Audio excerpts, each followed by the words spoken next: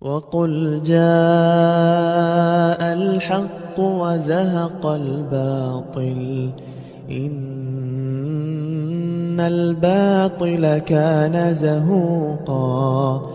وننزل من القرآن ما هو شفاء ورحمة للمؤمنين ولا يزيد الظالمين إلا خسارا. أستغفر الله ربي وأتوب إليه. اللهم صل على سيدنا محمد الفاتح لما أخلق والخاتم لما سبق ناصر الحق بالحق والهادي إلى صراطك المستقيم وعلى آله حق قدره ومقداره العظيم. السلام عليكم ورحمة الله تعالى وبركاته. كرمكم بأمين موب بأمين كترى بأمين تد بك دنتال من دو الحوار بين السنة والشيعة رأي دي ويلتني شيخ بمن فو ittude Cheikh Sherif en nu Allah hinno yaafo haa ɓe wonduɗen ɓe ɗo hande arayɗen fuu ɗe weltaniɓe wonduɗen ɗo kay fuu ka dental ɗo aray hande talata on hewti Allah jarama kadi haray himen e jam min lando sitana ala e moɗon min tori yo taw hara hiɗon e jam ka wontirɗo wo haray hande toɓɓere men nde no yilo fi l'islam on e julɗo on en fuɗɗino nde nyande enen e docteur Billo haray ɗen toriɓe yoɓe seeno hande kay ɓe ɓurta en ɓanginande nde toɓɓere ɗo ɓe ɓurta en firtande nde toɓɓere ɗo julɗo on e l'islam on hande haray en andintinay tun e sombo nde toɓɓere ɗo ko tawde islam on hande hino haɓirede islam on ko ɗon gaño on yaari ɓornagol dow lekkel islam on ɓe ari ɓe natiri ka wonde makko ɓe qur'aniyankoɓe ɓe ari ɓe famintini ko ɓe shiyaɓe ɓe yewti ka dente ha ɓe anda moƴƴa on say ɓe laɓɓinoy kamɓe tigi tigi on naɓe shiyaɓe ko ɓe qur'aniyankoɓe donc kamɓe ko qur'an on tun ɓe ƴettata on tini haray kono ɓe jaɓali hadis nelaɗon haray ala ko sendi ɓe catholique ɓen ko woni ɓe gonɗini Allah kono ɓe jaɓali nelaɗo Muhammad sallallahu alaihi wa sallam donc none catholique yagal kono hara no buuma awa woɓɓe go kadum kadi joni non hoore ɗum ɗo non fedde go kadi ari ɓen ɗon ko cheytaniyankoɓe woni ɓamande ɓe ɓarorade honɗum ɓe inna ɓe wona e ƴattagol julɓe ɓen ɓe holla ellaji julɓe ɓen ɓenna julɓe ɓen no ɓe sifori noon wona noon islam o sifori tigi tigi on ko islam o waɗi ɓe ɗum ɗon donc islam o na haqiqa yo yimɓe ɓen selu ɗum ɗon jokka ɓe ɗon haray ko ɗum woni sombo nde toɓɓere ɗo haray ko sendidirgol julɗo on e l'islam on julɗo on ko feere islam on ko feere haray ɗen tori docteur Billo en ɓe seeno ɓe firtana en ko honɗum firtana e nde toɓɓere ɗo julɗo on e l'islam on. Allahumma salli ala Muhammadin wa ali Muhammadin wa sallim. أعوذ بالله من الشيطان الرجيم بسم الله الرحمن الرحيم اللهم صل على محمد وآل محمد on jarama Cheikh Boubacar Siddi Bari on weltanama on du'anama hiɗon ñaaga du'a hiɗon tora du'a haray wano makirɗon non on fuɗɗanino en balma en fuɗɗino yewtude fi l'islam et les musulmans nde ñande hande kadi on maki en yewtu seeɗa haray on fuɗɗanike en ɓay iɗon geli ko onon fuɗɗoto ko no woni mawɓe ɓen on fuɗɗanike en haray inchallah e yewtuno fi islam o e jaɓuɗo islam o inna julɗo ɗo yewten taw probléme ji ɗin iɗon geli e waɗa structure yewtere nden yewten probléme ji ɗin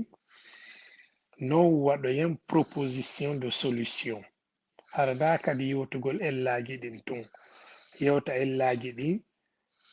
nafa kan aroyay mais ellaji ɗin si yewtama yewti proposition de solution ji ɗin nafaji ɗin aroyay watto ɗon. Haray hande islam on e hoore laalagal leydi ndin islam on no mari probléme jano heɓi probléme jano sabu julɗo nge yewtuno seeɗa nde a ñande islam on heɓi probléme jano le monde musulman et le monde arabo-musulman non kadi aroyay kono islam on heɓi probléme jano sabu julɓe ɓen ɗum ko honno woni ɗum hande son ƴetti probléme ji ko islam on heɓi kon fof e hoore leydi ndin e dénigrement naatuɓe ɓen ka nder islam waɗi ko waɗi kon e wonɓe waɗude ɓen haa joni koye julɓe ɓen ɓe woni rewde balko e julɓe ɓen ɓe rewi ɓe waɗude ko ɓe woni waɗude kon haa joni haa ka wonɗen ɗo joni piide misal e ƴettuno ɗum nde a ñande par exemple ko yowndiri e bonnereji ko wona waɗede kon fof bonnere nde waɗa e tun ɓe attribuyande e julɓe e soje islam o ɓe attribuyande e islam o ɓeyna honno hakke ko ɓe hewti e niveau ngaygu diina kan ɓe addi terme ɓe innimo l'islamiste ɓe naalde e musulman darede ɓe naali musulman ɓe nata musulman radicaliste koye ɓeynu en islamiste radicaliste on jelike en islamiste radicaliste toujours terme islam on ɓe accata ɗum ɗon ɓaawo puisque ko ɗon ɓe visi ko ɗon ɓe huuli ko ɗum ɓe hulani joni très fort malheureusement julɓe ɓen hino prétendre ɓe flanc pour pouvoir dérouler leur tapis leur programme pour vouloir nuire à l'islam ƴetten ɗo toɓɓere wotere hanki ari ko le 8 mars ɓe inni ɗum wo ko fête internationale des femmes des droits des femmes c'est que ɓe yewti fi droit de femme droit des femmes ɓe yewti piiji e feemo ley wonɓe wuurude ɓen ka yaasi harana lagine ɓe woni ma bal wonɓe wuurude e leyɗe harana leyɗe julɓe ɓen iɓe suti ko honno on droit des femmes woni dogirde e hoore ɗen leyɗe ɗon ko fi honɗum hilan ƴettude nde toɓɓere ɗo c'est puisque ko toɓɓere actualité en ƴettira toɓɓere no ɓe woni yuwirde no islam o en ƴettira toɓɓere ko fi honno mi ƴettirani nde toɓɓere ɗo ko tawde ko toɓɓere wonde actualité ɗum ko hanki ɗum waɗa la fête des femmes la fête internationale des femmes ɓe naati e diina kan ɓe inni diina kan ko diina doole ko diina innay kayo rewɓe ɓe mbuume forcé hay yeeso ngon mbuume ɓe yimi ɗum hiɓe yimude yaani islam ko doolugol sonna ɓen islam jonnita sonnaji on haqqe makko on islam no waɗi ni no wattitiri ni ɗum noon en fof en nani haa ko ɗum addi kamɓe leyɗe ɗe wona julɓe leyɗe occident ɗen selon eux kamɓe ɓe sikkude ɓe jonniti sonnajo on haqqe makko heɓe jonniti sonnajo on droit makko ɓe yehi haa ɓe exagéroyi ɓe yehi ɗum ɗo fof ko ballagol diina kan ɗum ɗo fof ko fii jippintingol islam o ɗum ɗo fof ko fii jippintingol islam o gelki seke programme ji ɗi ɓe tafi ɗin ɗi fof majji ko fii no ɓe aybinira diina kan mais malheureusement e nder konko ɓe woni aybinde diina kan ko e julɓe ɓen ɓe woni rewde ko ɗon tawi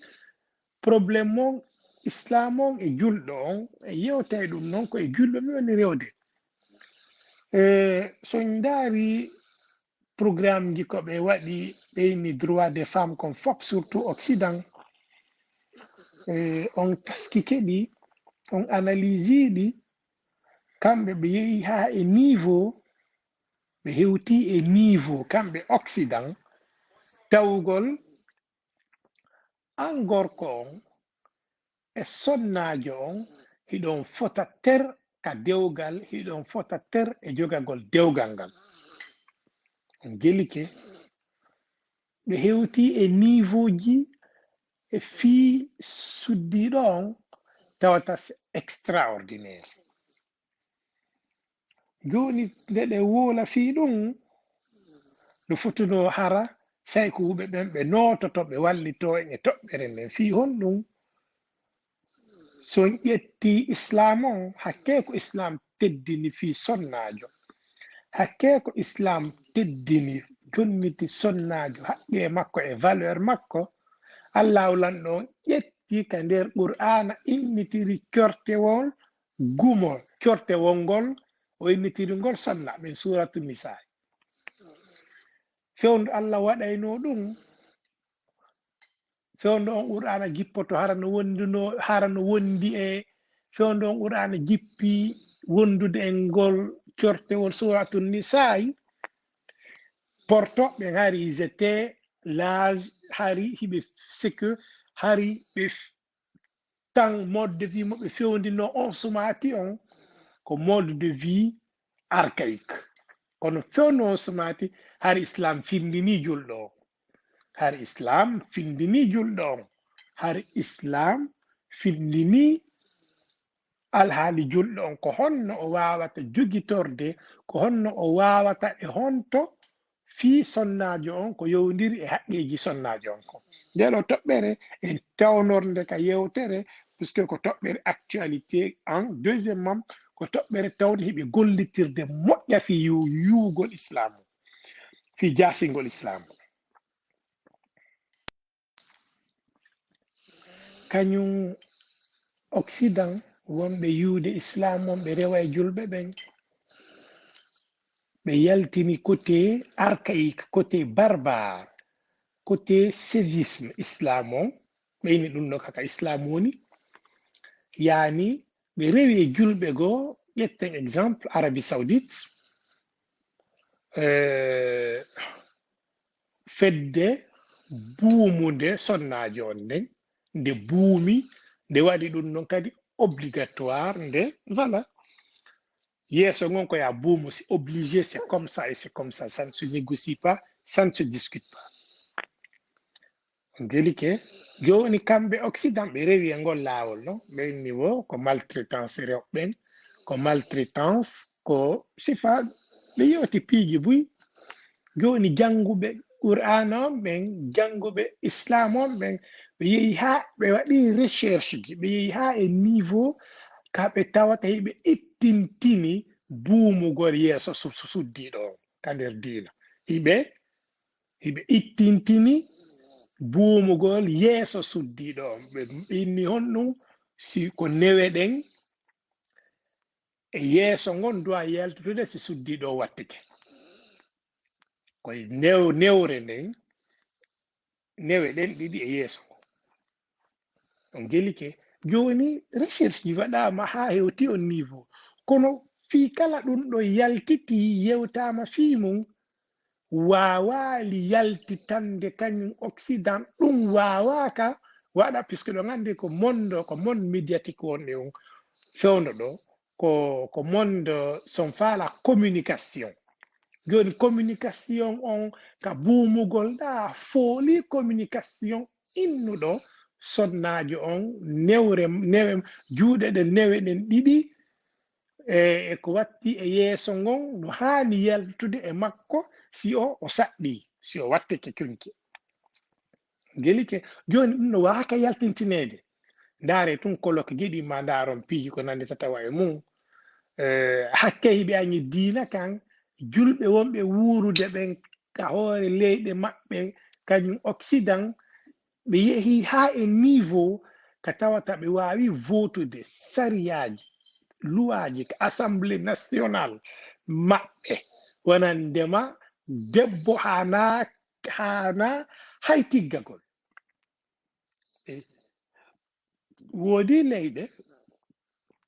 woodi leyɗe yewɗe ha voti on sariya debbo hana tiggagol leyɗe no woodi hiɗen andi sonnaɓe kara ko julɓe hiɓe tiggi buy perderi no golle mum a yahay postula yaha fi golle siɗa tiggiɓe ron kama ƴettude ka golle jiwɓe buy ka nder lekkolji heɓi difficulté ji buy hono France ko nandi tatawa e muɗum ɓe heɓi probléme ji buy ka lekkolji ka lycée ji ka université ji fiɓeɓe tiggi woɓɓe yehi ha tawi koyo balkoɓe accutu l'école woɓɓe yaha tawa hakke koɓe ɓitta koɓe ɓiƴa ko soit yoɓe sacrifie tiggagol ngol ma ɓe sacrifia jande nden joni si goɗɗo addama tawi ko ya sacrifie diina ma kan islam on fino jang ɓe gandu no fof no feƴƴude fewndo ɗo on gelike joni noon ɗum no fof ko on to iwi on ko ɗaɓɓitugol puisque ko ɗaɓɓitugol source on puisque goɗɗum waɗata ko ala sabu hay Allah ndemo okkora en o addata min direct ko yo rewnu e goɗɗo ko yo rewnu nokku goo so hewta en on gelike joni sabu ɗum ɗo honto woni sabu on honto woni sabu on nambara on honto woni ko hay leyɗe julɓe ɓen kaɓe woni ɗon no ɓe woni wuurirde no wondude e islam maɓɓe on ɓe teddi e nataɓe fow kono yoga e maɓɓe no ton ɓe teddina sariyaji ko ɓe inni kon hiɓe respecté ɓe teddina sariyaji ko ɓe inni kon hiɓe respecté joni on yiyay ɗo goɗɗo no inniti julɗo o yaha o jangoya o anda diina kan kono hara ko programme makko personnel o mari yani hara ko wonaɗo gollirede ko wonaɗo gollinede on gelki hara ko wonaɗo e gollinede fi yo yiltito contre diina kan joni si tawi hawri probléme ji ɗin ɗuuɗi hara ko yen ɗaɓɓitu cause majji on puisque hiɗi mari cause si nde occident no daro tappa ɓernde ɓe innayi droit des femmes fête internationale des femmes ko tawdenen e wawali waɗude promotion deftere meɗen nden e wawali waɗude promotion suratul nisa meɗen o e wawali waɗude on promotion ɗon no haniri non se waɗuno on promotion ɗon no haniri non ko enen jannaynoɓe droit debbo on puisque hiɗen andi droit debbo ɓuri ɓe gelike ko angal waɗugol men jaɓugol men suratul nisa'i on ko angal waɗugol men promotion suratul nisa'i no duwira waɗirede non ko ɗum waɗi si kamɓe hiɓe heɓi fewndo ɗo voix hiɓe heɓi hito ɓuri en enen si nama ɗo hanki par exemple ƴetten exemple ka yaaruɗo wo ko 8 mars ɓe waɗi hay ñalande toɗɗa fête international ɓe waɗi hay ñalande ɓe toɗɗinde le 8 mars ka yaaruɗo wo ko piri ko rewɓe pirintina ko journaux ji ko rewɓe partout sur l'espace public ko kamɓe wonna yaltintinede enen noon hara enen ko duuɓi heɓi duuɓi wulure e pawdi mum gila yewta ɗen fi droit rewɓen e suratul nisa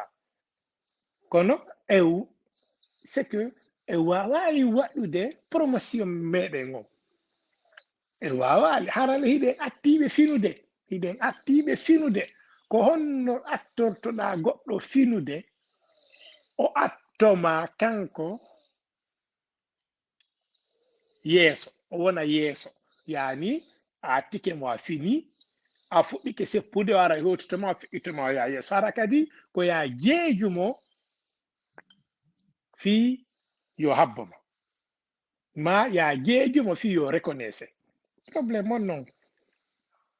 probléme on noon donc haray tigi tigi on ko wawete yewtude ɗo nambara ko heɓuɗen ko fof ka diina islam on e julɗo on l'islam et les musulmans koyen waɗu taw yewtereji jani koyen waɗu taw yewtereji jani ɗi yewtereji sakite enen tigiri julɓe ɓen wawen andude julɗo on no seedi e diina kan julɗo on e islam on na gotum fiyon ɗum señinni na gotum ko wota julɗo on sikku ko kanko woni islam on ta julɗo on sikku ko kanko woni islam on no to julɗo on no to ko julɗo on tawaka nder islam kono isna islam on tawa e nder julɓe ɓen ma e nder julɗo on ma ka julɗo c'est ce qu'il faut comprendre goɗɗo arata ɗo daro mi yiltito e mum goɗɗo arata ɗo daro ka yeeso tintorgal o tinto o yiya hoore makko ka nder tintorgal o inna ko kanko woni tintorgal ngal kanko ko o hunde feere tintorgal ngal ko hunde feere kono so o tinti hoore makko o yi'itoto donc an fellitu islam on ko ya tinto e makko yi'itoɗa an a ñaawirte islam o yani sa inni ka julɗo ñaawireɗa sariyaji islam o no islam o wiiri noon kono islam on wawetake ñaawiredema an aaden on goto on fii kala ka julɗo islam o wawetake ñaawiredema donc haray probléme on ko ɗo woni o communication ko puisque kamɓe hiɓe sikki hiɓe felliti kan kala ko julɗo o waɗi ko islam o waɗi noon kala ko julɗo o waɗi ko islam on waɗi noon on gelike mi ƴetteɗo exemple goto o yaafoto mi ƴetteɗo exemple goto ko feƴƴi ɗo yemen ko leydi julɓe yemen ko leydi julɓe on gelike yemen ko leydi julɓe enen en ala yewtude ɗo fi innugol ko nde feddeɗa ma ko nde feddeɗa ma na nde feddeɗa en ala yewtude ɗum ɗon ko wonɗe yewtude ko fi julɓe ɓen yemen ko leydi julɓe joni atakugol yemen ko honto ɓe rewi ko leydi hondi ari ataki yemen ko leydi julɓe goo ari ataki yemen ko julɗo on yani geddo Allah on koye julɗo on rewi fi argol hewtaɗa gelike joni ko honto woni probléme men on e ronku taw andude e ronku déchiffrede e ronku faamude kamɓe diina ko ɓe jokki ga kon hiɓe mari feddeji bus e diinaji maɓɓe ɗin hiɓe mari feddeji bus e diinaji maɓɓe ɗin so ƴetti catholique no woodi protestant no woodi ɗum chrétien hiɓe mari feddeji bus e diinaji maɓɓe ɗin hakke koɓe mari feddeji kamɓe chaque fois hiɓe mari nouveau testament e ancien testament hiɗen andi ɗum hiɓe mari piiji bus ton on gelike kono on nanata kaɓe haɓi ga on nanata kaɓe haɓi ɗo tentini ko yowndiri e diina on nanata joni noon ko enen duwano heɓude ngal gandal ko enen duwano heɓude ngal gandal gandal hongal duwaɗen heɓude na gooto e men jeyi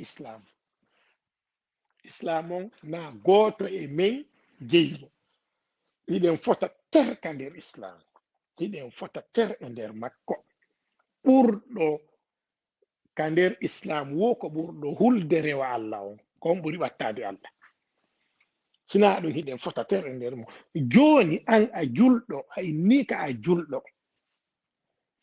oɗa ɗimmo ma kanko kadi o inni ko o julɗo. Ne onon ɗiɗo non on indi ko on julɓe. Joni ko honɗum waɗi onon ɗon ɗiɗo probléme mon on ko probléme ji wonɗi hakkunde moɗon ɗin wona probléme ji sutiɗi on ɗin,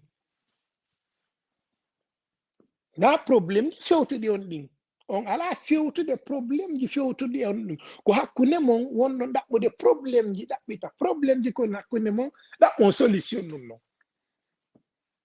Mo kala e mon no ñaawude oya ñaawira mo islam ko kafuɗon ko, alors que islam on kafu mo gooto e mon jeeya, hay gooto e mon jeeya on kafu. Joni noon mo kala e mon no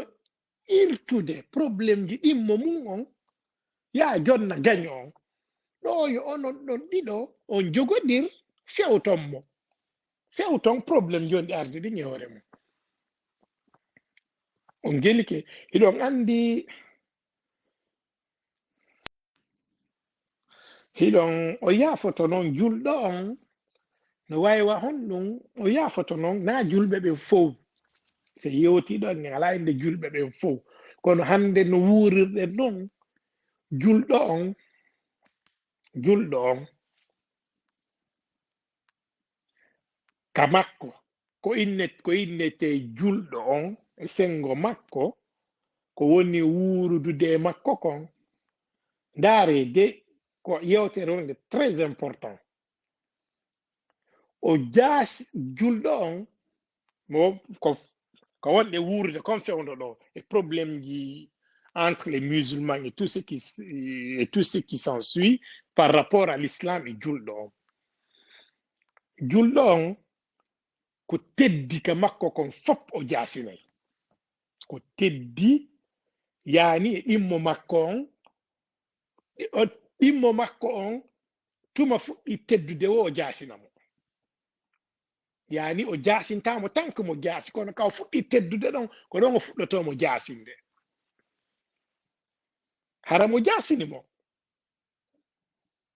o yaha kam mo wona julɗo on to ko jaasi e on ɗon kon fop o teddina, ko jaasi e on ɗon kon fop o teddina, ko teddi ka makko ga kon fop o jaasina. kono wonɗe wuuride fewndo ɗon e ɗum noon c'est quelque chose de très grave et très dangereux. C'est très grave et très dangereux. Sina ɗum hande na leydi julɗo darotono waɗa une fête internationale de droit des femmes, acca ɗon waɗugol fête suratu nisa on yewta fi droit des femmes ko ɗonga suratu nisa, andina awa kanko mo andi droit debbo, kanko mo andi droit sonnajo, adi yo oɗa sincuko mum kon, adi yo oɗa sincuko mum kon, adi yo to andu droit sonnajo, har kanko andi no hari Allah yewtinomo ɗum, hari Allah yewtinomo ɗum neeɓi. On gelike joni julɗo on sen ƴetti hande Arabie Saoudite, ɗum non koko waɗi mi yiɗi na ko goɗɗo haalani lam, woɓɓe immike yehi hajju, tawi ɓe yehi Iran ɓe yehi hajju, nden ñande ɓeyni yoɓe jangu duwawo arafa ka hajju ɗon, saudi en ɓe ari interdisani ɓe ɗon, tawi woɓɓe no takkanmo maɓɓe ɗon ɓe ari il est raison interdit yoɓe moɓodir ɓe waɗa kurugol ɓe janga duwawo arafa. Joni ɓe jasini ɗum ɗon ne, ɓe jasini ɗum ɗon. Joni noon hara kamɓe hiɓe wawi invitude lanɗo janano fi arugol waɗa fête indépendance ka maɓɓe, ma ɗum bal ɓe wona ka maɓɓe ɓe waɗa fête leydi goo, ko leydi ndi wona julɓe hiɗen andi ɗum ɗon. yani ko jaasingol ko teddi konka mum teddina ko jaasi konka oya. C'est ça le problème. C'est que e wakkiloto hewte niveau hombo niveau wuurugol gurdam men ɗan bani adama on o heɓata ɓuttu ɓernde o heɓata tranquillité o heɓata paix tank ko gurdam ɗan jama on faala ɗan ya wuuru wonɗa wuurde a heɓata tranquillité aduna a wuura e gurdam maɗa gurdam ɗan duwaɗa wuurude ɗan wona an tigiri hara c'est que tu refuses d'être faux. Tu refuses d'être faux. Hande son ƴetti laalagal leydi ngal no heewi e julɓe ɓen gurdam koɓe woni wuurude ko gurdam ko gaño julɗo on faala ɓe wuuru comme ɓe woni wuurude ko gurdam ko ɗan gaño julɗo on faala ɗan yoɓe wuuru ko ɓen ko ɗan gurdam ɓen innitiɓe koɓe julɓe ɓe woni wuurude joni noon si ɓe wuuri ɗan gurdam ɗon gaño julɗo on to o rewa ɗon fi yugol islam woni julɗo on islam o wuuraɗan gurdam no ɓe nahino ko gurdam islam ɗan ni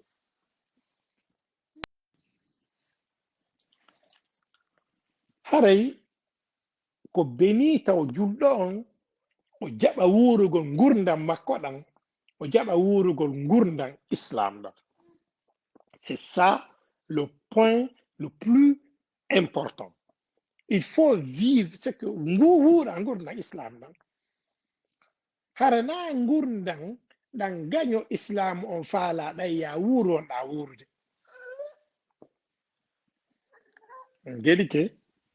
haray tigi tigi on en ala junnude yewtere nden pandi sina ɗum audio ji ɗin ɗuuɗay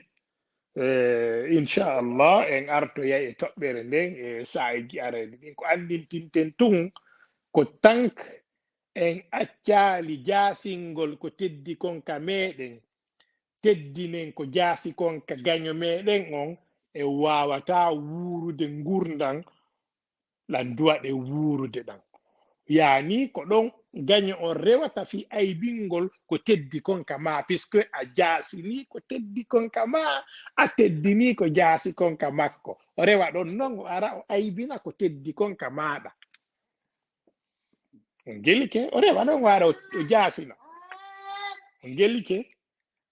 haray inchallah on tigi no jonnutude karmakoɓe meɗen ɓen ko gongo cheikh boubacar siddi bari eɓe ɓeyditana en seeɗa haray hiɗen e sayiji arayɗi ɗin si allah lanno jaɓi o weltanama on du'anama on torama du'a si tawi woodi ko faminiga ko naniga haray ko immorde gueno bajjo seeɗiɗo towuɗo on so tawi kadi woodi ko ɓoyliga ma ko faminaki haray ɗum noon ko immorde am min haray lan tori yaafuye haray ta on jogitoran ko paykun toso kun woni yewtude ɗo naafi wonde ko gandal woodi ma hara ko duuɓi towi haray on jarama fota albarka allahumma salli wa sallim wa zid wa barik ala rasulillahi wa ala ali beyti tayyibin at-tahirin اللهم صل على سيدنا محمد الفاتح لما أغلق والخاتم لما سبق ناصر الحق بالحق والهادي إلى صراطك المستقيم وعلى آله حق قدره ومقداره العظيم اللهم صل على سيدنا محمد وعلى آل سيدنا محمد صلاة تنجينا بها من جميع الأحوال والآفات وتقضي لنا بها جميع الحاجات وتطهرنا بها من جميع السيئات وترفعنا بها عندك أعلى الدرجات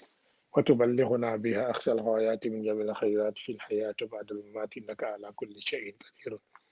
اللهم صل على محمد وآل محمد. ما شاء الله ما شاء الله ما شاء الله. اللهم آمين دعاء جدين haray on weltanama hande kadi en weltanike Allah en weltanike ɓe wonduɗen ɗo ɓen fof on weltinimen yo Allah weltin on haray hande toɓɓe tati jane docteur Billo makani en ɗo fimu toɓɓere aranere nden yen eto ɓe humpito fi suratul nisa droit des femmes ko ɓe jogi kon ko ɓe woni e mantorde kon sen eɓɓidiri ɗum e suratul nisa kon suratul nisa yewti teddini fi sonnajo on tawi ko ɗon droit de femme on tigi tigi o woni hakkunde ɗon suratu nisa e droit de femme on no wawi tawano kanye e kembu mi innata kanye e sila kanye e kembu aray toɓɓere aranere nden ɓe makko yen eto enen kadi ɓe anda suratu nisa no ɓe etori non ka communication no droit de femme on fop wola fi mum toɓɓere ɗimmere nden koyen eto hara finin hara kefere on rewrali e men fi yen haɓu hakkunde men lo en toɓɓere tammere nden yen eto wonen himɓe haqiqaɓe yani ara so tawi ko a julɗo wura ko a julɗo hara wulari julɗo mo wona hara ko julɗo yo ka inde kono hara ko chrétien jo ka kuuɗe yani ko yen wuru islam men on jogitɗen piiji l'islam ɗi wuren ɗum ɗon hara nayi wonu julɓe kono hara kuuɗe men ɗen fo e ko gollitirken kon fo ko piiji chrétien jon e ko nandi mum don wonen yimɓe tigi tigiɓe kon ɗoni tigi tigi haqiqajo hara inde nden e konti woni kon hara no yaadi hara lurra ɗon ɓe heɓata feere hande kadi aybingol l'islam on aybinira islam on e meɗen donc haray ɓe wasi yen do yen teddin ko woni kon ka meɗen ko ɗum woni hutorgol ko men kon accen hayfingol ko woni kon ka men teddina ko woni kon ka goɗɗo ko ɗum woni hutorgol ko woni kon ka goɗɗo acca ɗon ka mum ko woni kon ka muɗum ko jeey kon haray a hayfini hoorema en andi doleke luɓaɗo ko laba o ko laba dimo saɗɗirtamo a wata saɗɗirde ko luɓa ko luɓa koko ma kon ko ɗum ɗon saɗɗirta haray ɓe maki ko yen eto timminen ɗen toɓɓe ɗon tati fi yo l'islam on yen teddir yo l'islam on teddir sabu meɗen haray en e sayji aray ɗin kadi ربنا آتنا في الدنيا حسنة وفي الآخرة حسنة وقنا عذاب النار ربنا هب لنا من أزواجنا وذرياتنا قرة أعين واجعلنا للمتقين إماما اللهم اقض حوائجنا وحوائج المؤمنين اللهم اغفر لموتانا وموتى المسلمين سبحان ربك رب العزة عما يصفون وسلام على المرسلين والحمد لله رب العالمين اللهم صل على محمد وآله الطاهرين وقل جاء الحق وزهق الباطل إن الباطل كان زهوقا وننزل من القرآن ما هو شفاء ورحمة للمؤمنين ولا يزيد الظالمين إلا خسارا